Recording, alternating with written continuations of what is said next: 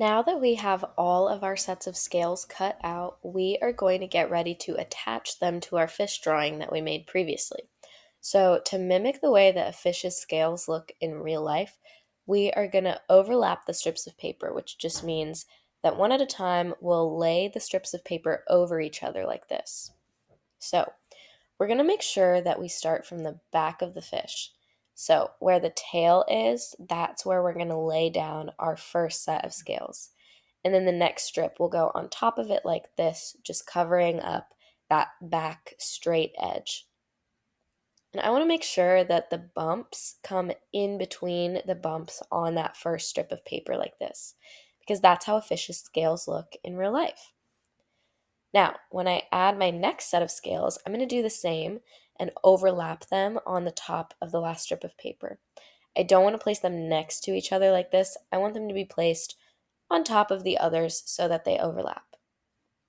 Now, you might be noticing how my strips of paper are a little bit long and go all the way off of my fish drawing. What I can do to fix that, since I haven't glued anything down yet, is take my scissors and just trim my scales.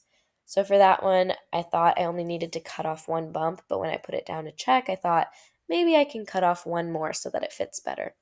So I'll trim one more, and that looks like it fits. So I'm going to do the same thing with my next one by laying it down to check. And I think I can cut two bumps off of this one for it to fit. And let's see. I think that that looks great. It fits perfectly. So now that I've taken my time to arrange and see how things fit, I think I'm ready to start gluing because I really thought about how I could overlap first. So I'm using this glitter glue because I think it'll look cool if it peeks out from spots underneath my scales.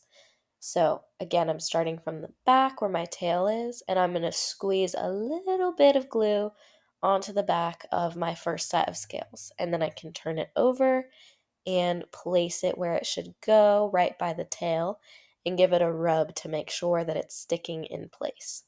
I can also, for my next strip of paper, take the glue and instead of putting it on the back of my scales, I can just apply some dots of glue right on my fish where I plan to glue it down. So, dot, dot, not a lot, only putting dots where my scales will go.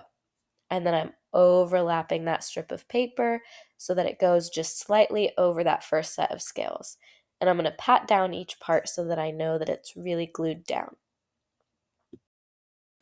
Same thing for my next set of scales.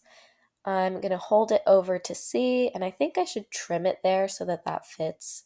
So cutting that little bit off, and then I'm going to place some dots of glue where I need it to get attached. I'm not squeezing out a ton of glue. I'm only using as much as I need, which is a small amount. So I don't want my fish to be oozing glue all over. And when I lay down my strip, I'm going to make sure it overlaps. So I'm not putting it next to it here. I'm laying it so that it's on top of that edge. And as I keep going, I'm just going to make sure that I place my scales the right way. So I don't want them to be facing away from each other like this. The bumpy edge of my scales should always be facing the tail like this. So I'm going to keep adding scales to my fish, making sure I'm arranging and trimming them before I glue them down. And I'm going to cover up my whole fish with scales. I'm going to come back to you when I'm done doing that. So I'm done gluing now. See how my entire fish's body is covered in scales. There's not really any gaps. I made sure to fill the whole fish's body in. So you're going to do the same thing with your fish.